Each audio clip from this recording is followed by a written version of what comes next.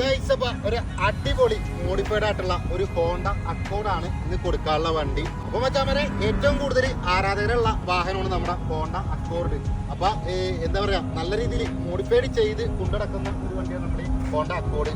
അപ്പൊ 2009 model second ownership 71,000 kilometre മാത്രം കൂടിയ ഒരു വാഹനത്തിന്റെ ഫുൾ ഡീറ്റെയിൽ ആയിട്ടുള്ള വീഡിയോ നമ്മുടെ യൂട്യൂബ് ചാനൽ ചെയ്തു വെച്ചിട്ടുണ്ട്. അപ്പൊ പരമാവധി താല്പര്യമുള്ളവർ കാണുക. അപ്പൊ നല്ല രീതിയിൽ തന്നെ മോഡിഫൈഡ് ചെയ്ത നല്ല കിടിലൻ വാഹനമാണ്.